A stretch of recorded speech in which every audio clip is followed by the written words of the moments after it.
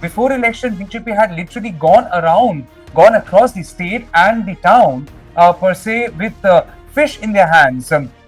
Because we need to understand and accept the fact that as far as BJP and RSS are concerned, the idea of vegetarianism goes with that idea of BJP and RSS. I see no problem in anyone opting to have vegetarian food, but I see problem when you force them to have vegetarian food. When the Chief Minister says that you need not say Hare Krishna, Hare Ram, but have the food, you are essentially giving the idea that food being served by ISKCON can also be prasad. There lies the problem.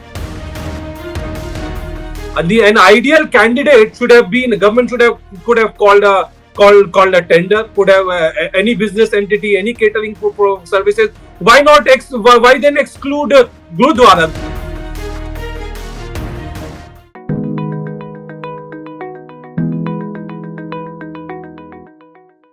Hello and welcome. You're watching me, Sanket Upadhyay, on the Federal. The show is called AI with Sanket. This is the AI of news because news in India today requires not artificial but analytical intelligence. There is a bad example which is being set in West Bengal related to anda, eggs. In a latest directive, the recently installed or the recently in rule BJP government in West Bengal has decided that the midday meal scheme for children and that entire exercise will go to ISKCON. And ISKCON, the International Society for Krishna Consciousness, has decided that this meal that will be provided to children will not have eggs. Why? Because they believe in vegetarianism. That's what they serve. They say that they will be able to ensure nutrition, and not all nutrition comes from non-vegetarian food. A good, nutritious vegetarian diet is just as good. I'm not debating that. But the point is, politically speaking, in the land of fish, where fish eating became a huge political issue that many BJP leaders ahead of the elections were seen with a tilak, vermilion mark on the forehead and a sacred thread around their wrist, eating fish with their bare hands. How is it that the same dispensation is now preaching vegetarianism right after the results? Is there a different set of rules that various political parties follow in the run-up to elections and then post results? And why is something like an egg such a matter of discourse, political discourse, heated discourse, for a government to remove it? There are examples in this country of the midday meal scheme where many BJP ruled states have a hybrid model around eggs. We are now being told that Bengal may consider that hybrid model where a separate fund may be allotted to schools who wish to offer eggs to the children. But the point is this part of a larger narrative? Vegetarianism not as a function of choice, but as a function of politics to carry out some form of political or religious othering. We discuss. All right, joining us right now on this discussion is senior journalist Tamal Saha as well as Touseef Ahmed Khan, political analyst. Tamal, I want to begin with you first. Before the elections, eating fish with bare hands. After the elections, after results, anda ban, egg ban, right? So just like in the Gregorian calendar, there is BC and AD, are we to assume that in West Bengal, there is before election and after result, BE and AR, and all policies are dictated accordingly? Well, Sanket, it was very surprising the way this announcement came. It was not meant to be announced in an official press conference like that. It was just the budget day, and the budget was presented in the assembly. And the chief minister chose to have a press interaction post the budget session. And in the course of his flow of interaction, he suddenly said, "You don't have to say Hare Krishna, Hare Ram, but you should have good food." And the reason why ISKCON has been given the responsibility to serve midday meal in Kolkata. Please understand, it's a pilot project. Now, it's a pilot project which would stay limited within the realms of Kolkata. But the very fact that they have gone for a pilot project of this kind, knowing very well that there will be controversy erupting and emerging out of it, especially given the fact that ISKCON will not be serving non-veg, no onion, no garlic, no egg. Their nutrition would be limited to the veg items and would include soya chunks and lentils. Obviously, as anticipated, the controversy has erupted. And as you rightly said, before election, BJP had literally gone across the state and the town per se with fish in their hands. Because we need to understand and accept the fact that as far as BJP and RSS are concerned, the idea of vegetarianism goes with that idea of BJP and RSS. Be it in Uttar Pradesh, when Kavariyas take a particular route, we see violence, we see vandalism, we see shutting down of shops that are serving non-veg. Be it in New Delhi, where fish markets are coming under constant threat, at least in the past, where there have been challenges why their fish market is so adjacent to a Kali temple. Be it in Madhya Pradesh or in Rajasthan, where time and again, intermittently, we had seen such controversies where non-vegetarian food during Navratri had been a bone of contention. All of it only summarize that vegetarianism as an idea is supported by RSS and BJP. So now when they decided that ISKCON would be giving nutritious food to children as part of a midday meal project, that idea and that fear had once again emerged. And it is in contradiction to the very concept of Bengali and Bengali-ness that BJP wanted to propagate to distance itself as a vegetarian entity, because ahead of election, during Poila Boishakh, Bengali New Year, or for that matter, in the run-up to elections while campaigning, they would hold fish and propagate this idea that BJP is not against the platter which is so dear to Bengalis, which is fish and non-vegetarian. So obviously, this has created a lot of controversy. And very quickly, Sanket, ISKCON on its part. Radha Ramandas, the spokesperson of ISKCON, he had spoken a lot. He has spoken so much so that ISKCON has now restricted him from giving any kind of media statement. So he is not giving any media statements anymore. The statements which he has given so far, he is saying their objective is only to provide nutritious food, and the argument is the nutrition is simply not there in non-vegetarian food. Even veg food like soya chunk and lentils can give you a lot of nutrition. So obviously that is the argument. Let ISKCON now start serving food at the state secretariat, which is no one know. If ISKCON serving food is so healthy and delicious, I'm sure they are. I am sure the prasad that I have had good fortune of having from ISKCON, they're really tasty. But I mean, if they are so nutritious, the argument is let them start serving food at the state secretariat, MLA hostel, assembly, and even Ma Canteen, where BJP government has now recently said that they would be serving fish at least 2 days at a very subsidized rate, which is 5 rupees per plate, through this Ma Ahar canteen, a canteen which was conceptualized, mooted, and then started by Mamata Banerjee government, also replicated in New Delhi. So that social security scheme continues. The name has been changed and has been rechristened as Ma Ahar Canteen. In such canteens under government project, fish would be served, but in schools, in government schools, at least in Kolkata, under this pilot project, ISKCON would be serving veg food as things stand today. Touseef, just quickly coming back, you see, there is nothing wrong in vegetarianism. Okay, as a concept, if somebody wants to eat vegetarian food, if a state government wants to give vegetarian food even as a pilot project, there is nothing wrong. At the same time, for all those who are served non-vegetarian food, for them to also eat it, there is nothing wrong. Do you feel that there is a false equivalency being created in the nutritional values vis-a-vis egg and vegetarian options? And more than this being about nutrition, this seems to be more about politics.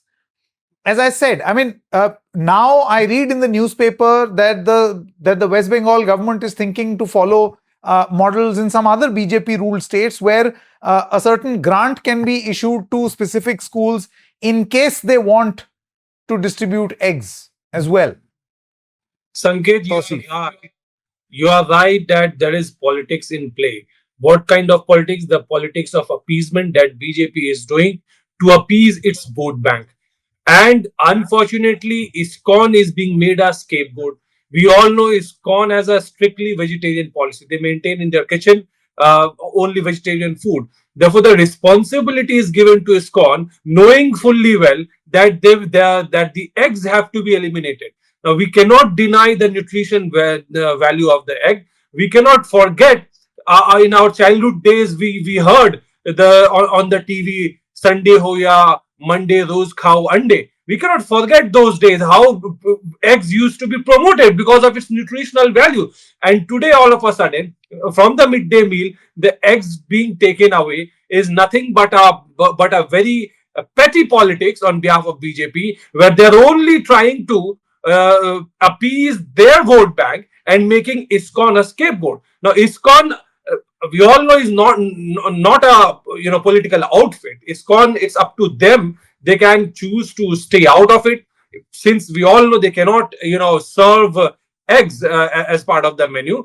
Therefore, it's totally upon the Subhendu government whether they want to put the health of kids at the risk, whether they want to impose the food habit, the change the food habit just to continue with their politics of appeasement, because Subhendu government themselves know that they need the stability. In one of the first speech delivered by the chief minister, he himself said that he will work to bring the stability of BJP government in Bengal. Why does he say so? Because there are elections petitions pending against his own candidature for the Baliganj for the Wanipur election.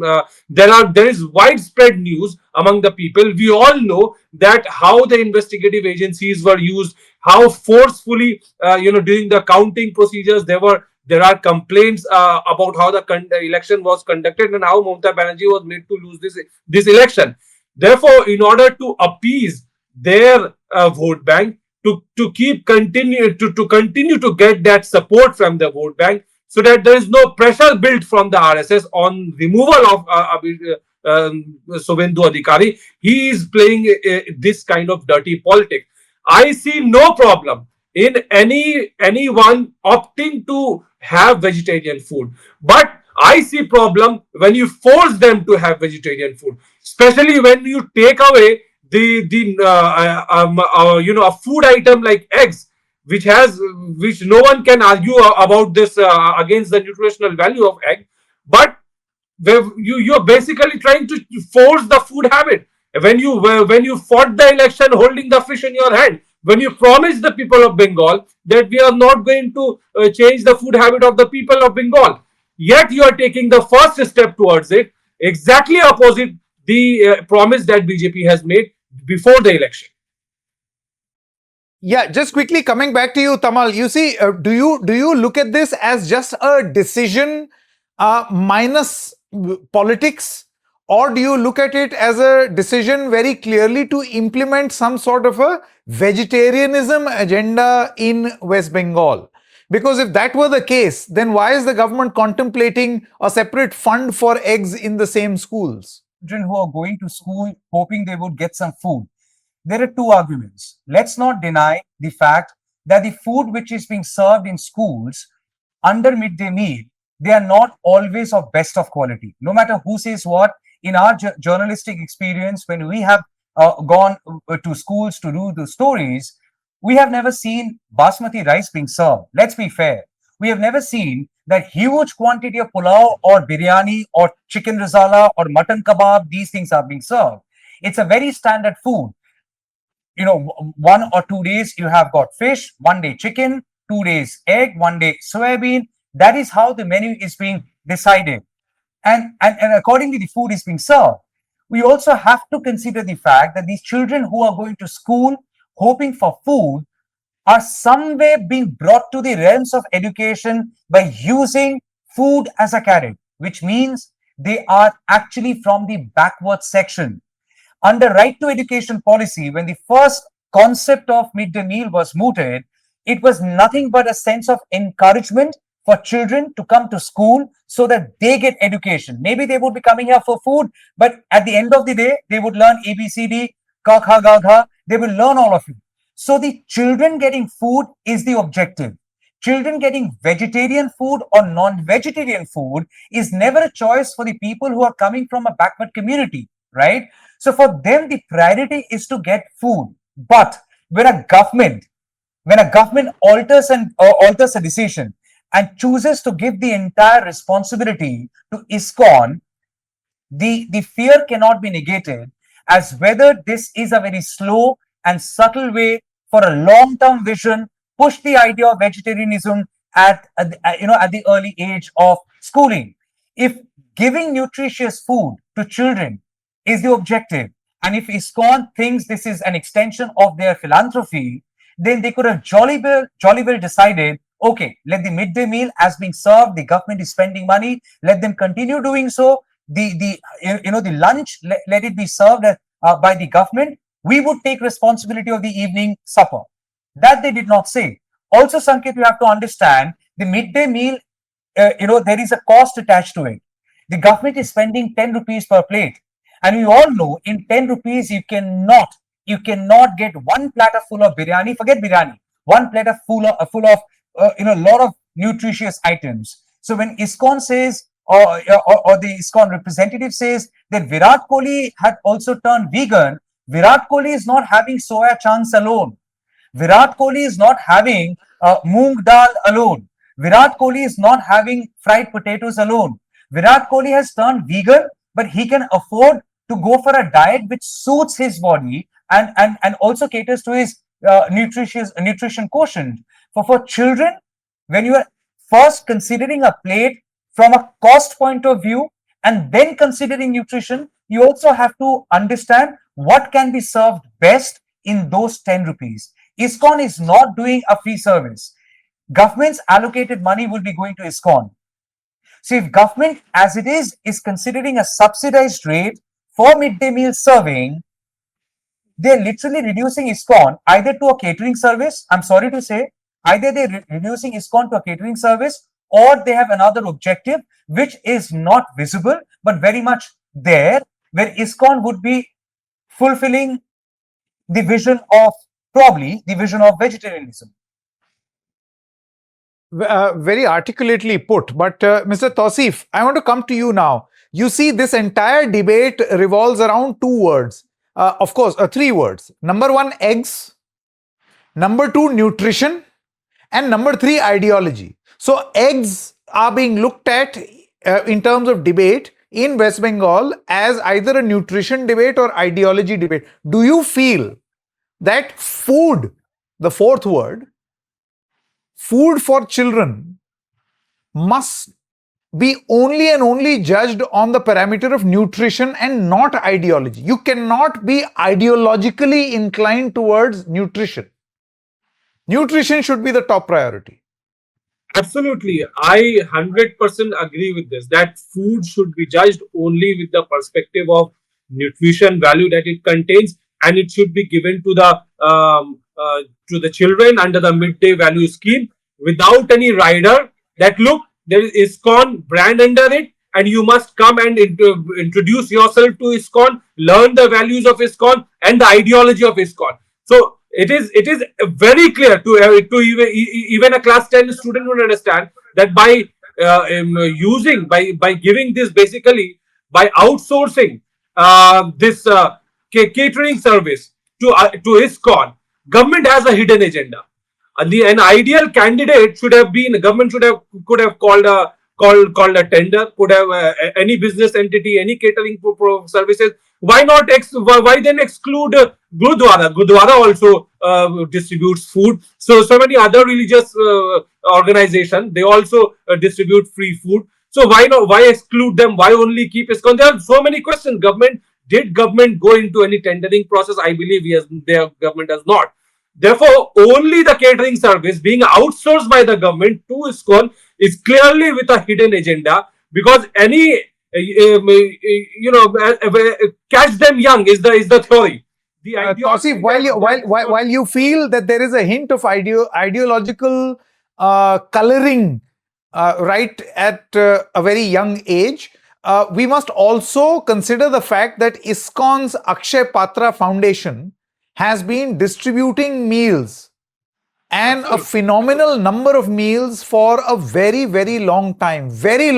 So in terms of domain expertise or subject matter expertise, distributing good quality meals at a large scale is not new to ISKCON, and with high nutritional value. It's just that it's vegetarian. And here is because I want all debates to be solutions, with a solutions driven mindset. Tamal, do you feel that the West Bengal government could have explored a sort of a hybrid model? ISKCON plus someone else. Vegetarian meal, ISKCON. Non-vegetarian meal, someone else who may perhaps have a philanthropical bent of mind. I mean, Sanket, firstly, there cannot be any debate in this that children need food. We are trying to surpass that debate and go to the next level. The children need nutritious food. It is extremely ambitious, and we appreciate that. But the country that we belong to, where children getting food is a priority. I mean, rice can fulfill somebody's stomach. We are now demanding rice with eggs. We are saying, why are you removing eggs and including soybean? That is a second or third level of debate. The point is, when the chief minister himself says that you don't have to say Hare Krishna, Hare Ram, it is not you or me inviting a debate. It is not Touseef or XYZ inviting or invoking a debate which is revolving around the religious contours. When the chief minister says that you need not say Hare Krishna, Hare Ram, but have the food, you are essentially giving the idea that food being served by ISKCON can also be prasad. There lies the problem. Because the midday meal is not served to Hindu children alone. Children who are going to school and of course availing midday meal, they come from all faith, all religion. So when the chief minister himself is saying that Tamal, I get your argument, but see, I am quickly coming back. Tamal, again. Tamal, Baba, quickly, Tamal, just coming back to the point on Akshay Patra Foundation or ISKCON, they have a history of feeding meals irrespective of religion. Since I have interacted with a lot of members from ISKCON, I can tell you that they don't necessarily distribute food on the basis of religion. So it goes as a exercise in philanthropy. Yes, it is vegetarian in nature. So I have nothing against ISKCON. My only point is that the debate should be around nutrition. You're saying, number one, the debate should be about making food reach the children. That is number one. But any secondary debate should be around nutrition, nutritional value. And then veg, non-veg does not matter to me. Absolutely, it should not matter. But then, Sanket, it's almost like see, RSS is also into a lot of social activity, right? We cannot deny that. RSS is also doing a lot of generous work on the ground. But can you take away the religious identity of RSS away from RSS? You're not taking the identity of RSS out of RSS when they're doing some social work. Similarly, like RSS has got Ekalavya schools, right? Now they're also imparting education. But can you take away the idea of Ekalavya school and the ideology they probably fostering in the schools? Like madrasas are also giving education, right? So why is there so much of debate about what education is being given in madrasas or in RSS Ekalavya school? So it's not about ISKCON having a wing which is which is also serving food to poor people. It is about the ideology that ISKCON carries, the identity ISKCON carries. And when the chief minister says that you need not say Hare Krishna Hare Ram, you're essentially asserting the identity of ISKCON when serving midday meal. That okay, ISKCON is a religious institution. They will be serving food. You need not accept the food as prasad, accept the food as midday meal. So, yes, there lies the center of the debate. Had this been a pilot project, Sanket, how many times we go back to these schools and check whether egg has actually been served on a Wednesday when they're supposed to get eggs? We don't. Probably soybean has been given. We don't create a controversy out of that. We are not questioning that. No one is going and checking that on a regular basis. The debate has now come to fore because you have added the word ISKCON. Had it been a pilot project of giving nutritious food, they could have simply started it, seen the results, shown the results. Okay, look, here's the results. Children are happy. No debate. But you did not say Hare Krishna, Hare Ram, have the food. I think that essentially has ignited a larger apprehension.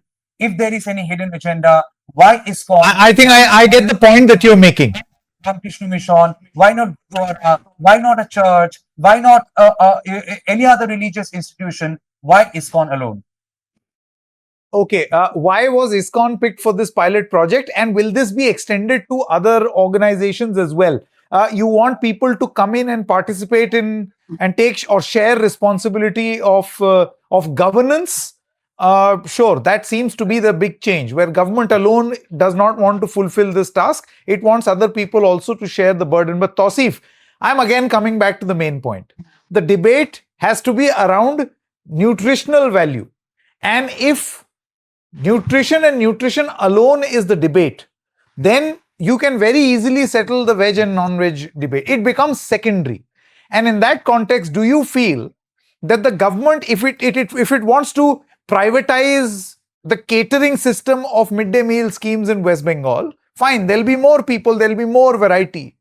People can do this as a philanthropic exercise. People can then charge a fee to the government, right? But then have a non-vegetarian catering service also. And they can mutually exist. Imagine the amazing situation in schools where children will have choices. And it will be all about good nutrition. I agree. Yeah, government can open up about this outsourcing part of the catering services. Yes, they can invite other players also, and increase the food item on the menu. But whether government is doing that, government is not doing that. We see the chief minister who says, "Bhai, don't chant Hare Krishna, Hare Ram, but accept my food." But this is the same BJP government who complains against missionaries of charity. They say the missionaries of charity, they help poor people with food and money, and they convert them. So is government going walking on the same path? Why can't I ask this question? There is no denial. Just like you're saying, ISKCON is an organization which has immense experience of serving food, in a philanthropic exercise. The same credit goes to missionaries of charities as well.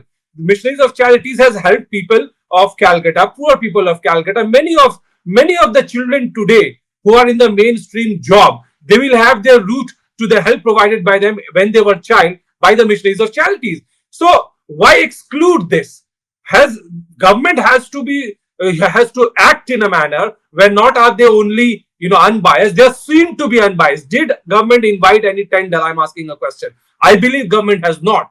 So this unilateral decision by the government to hand this project over to ISKCON, denying the same opportunity to other organizations to serve the people. Why? Who is the government to decide this? Why is government taking away this opportunity to serve the people, to indulge in philanthropic exercises from the other organization and handing it over to the ISKCON? Government is seen to be promoting ISKCON. Government is seen to be promoting the ideology of non-vegetarianism. Government is seen to be playing a politics of appeasement.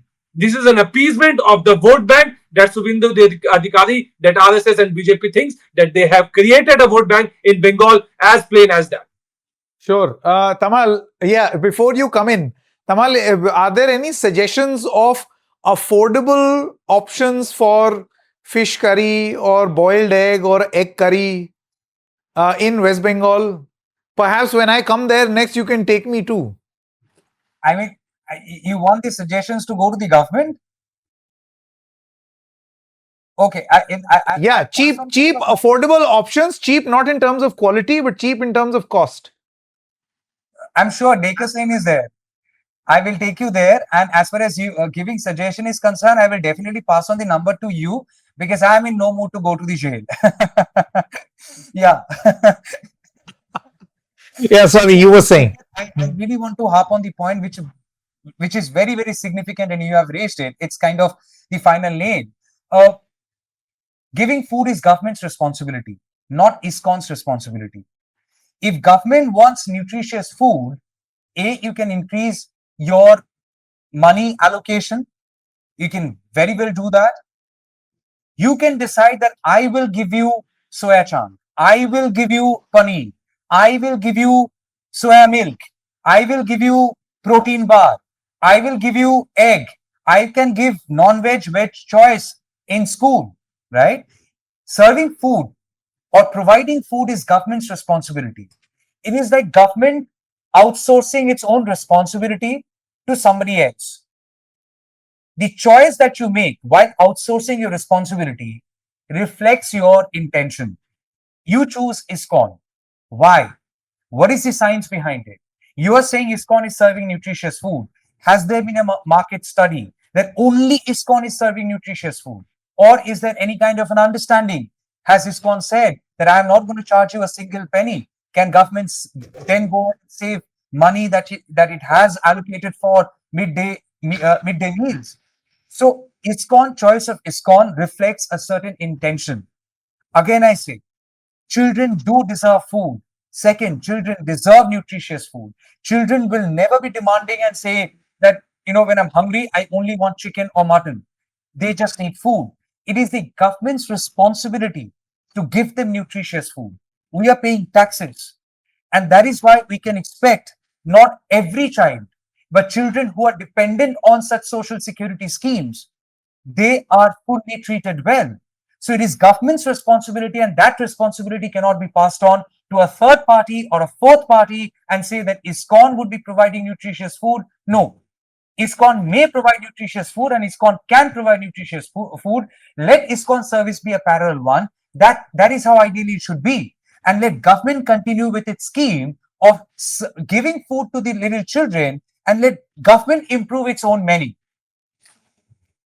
Yeah, this is significant. The point is you see, this is also an ideological difference. The right-wing philosophy is always about minimum government, maximum governance. So the government should get out of as many things possible. I mean, this is a very raging debate. However, the point is, as you mentioned, the government seems to be paying something to ISKCON. This is not philanthropy. This is eventually the government, the state exchequer, which means the taxpayer is funding ISKCON's distribution of food, I'm assuming. Is that right, Tamal, or am I wrong? Is this a philanthropical exercise of ISKCON? ISKCON has not given a statement saying they are doing it for free. So I'm very much within my right to believe that government would be paying a certain amount of money to ISKCON. Before we jump to a conclusion on whether ISKCON is a recipient of state exchequer funds, we'll have to wait for a statement. However, privatizing and shifting things for greater participation of private players is a very right-wing concept. The point is, as the end user, you forget right-wing, left-wing, centrist. My debate around eggs is only and only from the point of view of food and nutrition. Veg, non-veg, vegan, non-vegan, these are all secondary, tertiary issues for me. Sanket, people upset with this discussion might just stock up some eggs to throw at you and me and Touseef. That's new trend in Bengal. Take away eggs. We will boil those eggs and eat them. We'll boil those eggs and eat them. Provided you can catch them. Thank you, guys. Thank you. Lovely talking to you. Thank you. Thank you. Thank you.